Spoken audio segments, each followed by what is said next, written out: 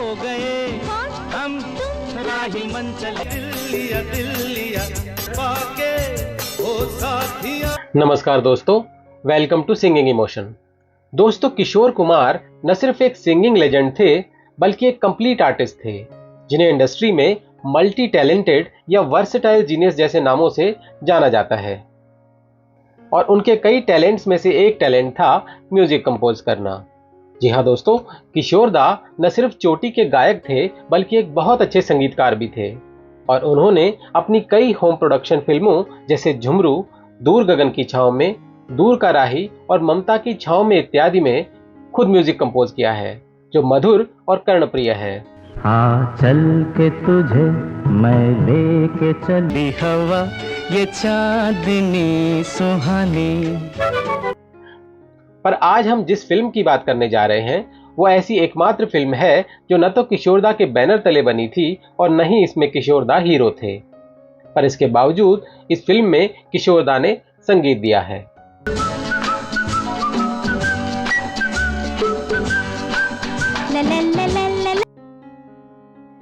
और ये पहली और आखिरी बार हुआ था जब किशोर दा ने किसी आउटसाइड बैनर की फिल्म में संगीत दिया हो। तो आज इस वीडियो में हम न सिर्फ इस फिल्म में एज अ कंपोजर किशोर दा के संगीत की बल्कि उनके गीतों की भी बात करेंगे और जानेंगे कि इस फिल्म से कौन सा अजीब इत्तेफाक या यूं कहें कि कौन सा अनोखा रिकॉर्ड जुड़ा हुआ है। तो चलिए शुरू करते हैं आज का वीडियो। आप देखना शुरू कर चुके हैं सिंगिंग इमोशन।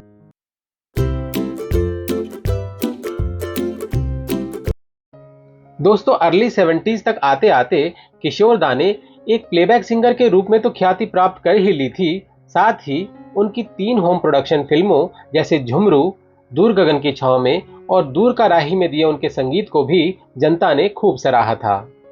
एक म्यूजिक डायरेक्टर के रूप में उनकी तीसरी फिल्म दूर का राही 1971 में रिलीज हुई थी। बेकरार दिल तू गाए जा से भरे वो शायद यही कारण था कि 1972 में जब निर्माता ए वीरप्पन अपनी फिल्म जमीन आसमान के लिए संगीतकार की तलाश कर रहे थे तो उनकी तलाश किशोर दा पर आकर खत्म हुई।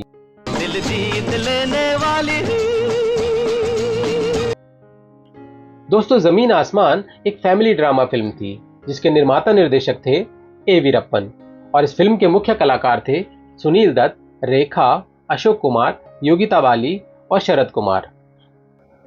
फिल्म की कहानी शांति स्वरूप नाम के व्यक्ति के इर्द गिर्द घूमती है जो अपनी पत्नी के देहांत के बाद उसी की हमशक्ल एक अन्य स्त्री से विवाह कर लेता है, पर नई पत्नी के मंसूबों का उसे पता नहीं चल पाता और वो उसके बहकावे में आकर अपने युवा बेटे और बेटी को खुद से दूर कर लेता है। इस फिल्म में पिता का किरदार दादामुनि अशोक कुमार ने और बेटे का किरदार सुनील दत्त साहब ने निभाया था। एक संगीतकार के रूप में किशोर दा ने इस फिल्म में कुल 6 गीतों के लिए धुन तैयार की थी। इन 6 गीतों में से 3 गीतों में खुद किशोर दा ने प्लेबैक किया था, 2 उनके सोलो सॉन्ग थे और एक ड्यूएट उन्होंने आशा जी के साथ गाया था। तुम्हारी तो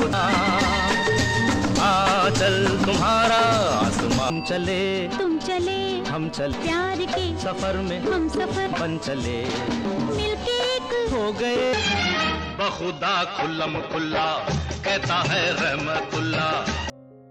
बचे हुए 3 गीतों में से 2 आशा जी के एकल गीत थे और एक लता जी का एकल गीत था।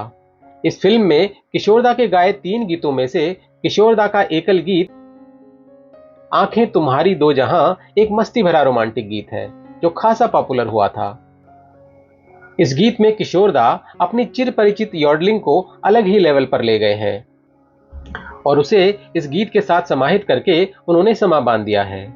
हर काम से बढ़ के अदा उतरे नशा।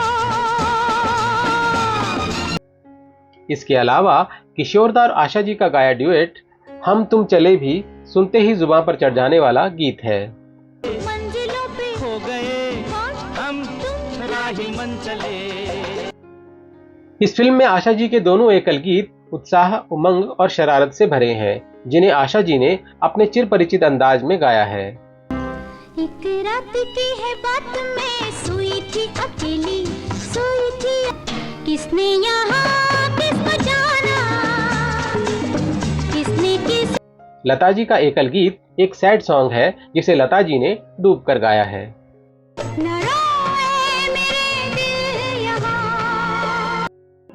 दोस्तों, जमीन आसमान फिल्म में किशोरदा के दिए संगीत का विश्लेषण करें तो संगीत उनकी पूर्व की फिल्मों की तरह कालजयी तो नहीं है, पर इतना जरूर कहा जा सकता है कि उस दौर में एक प्लेबैक सिंगर के रूप में मसरूफ होने और एक रेगुलर म्यूजिक कंपोजर न होने के बावजूद किशोरदा ने इस फिल्म में अच्छा संगीत दिया है।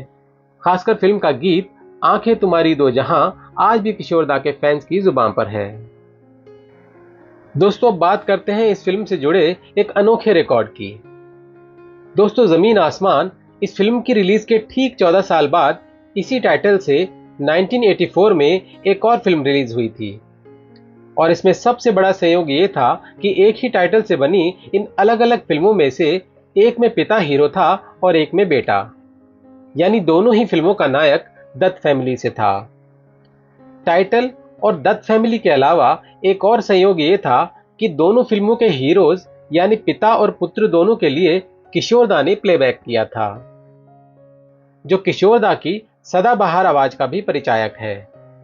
मानो मानो या न मानो मेरी जान, मेरा दिल जवान होगा कोई ना यहाँ।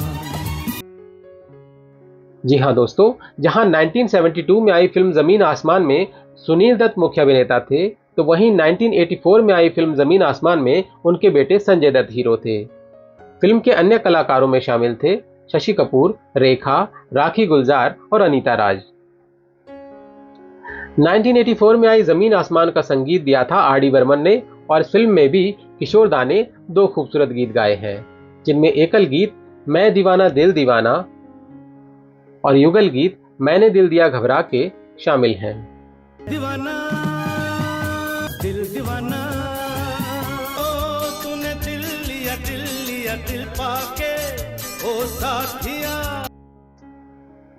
इस फिल्म में लता जी ने भी एक खूबसूरत गीत गाया था जो आज भी उनके ऑल टाइम ग्रेट क्लासिक गीतों में शामिल है। ऐसा समा ना हो, कुछ भी यहाँ ना होता। पंचमदा का कर्णप्रिय संगीत और किशोरदा, लता दी और आशा जी के गाए खूबसूरत गीत इस फिल्म की यूएसपी है। पर अनफॉर्चुनेटली दोनों ही फिल्में बॉक्स ऑफिस पर अच्छा प्रदर्शन नहीं कर पाई। पर इसके बावजूद ये दोनों फिल्में अपनी यूनिक कहानी, भारी भरकम स्टार कास्ट और खूबसूरत गीतों के चलते चर्चा का विषय जरूर रही और आज भी सिने प्रेमियों के लिए एक वन टाइम वॉच है।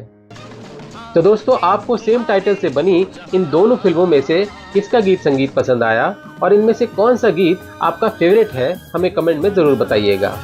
और वीडियो पसंद आया हो तो इसे लाइक, शेयर और हमारे चैनल सिंगिंग इमोशन को सब्सक्राइब करना न भूलें।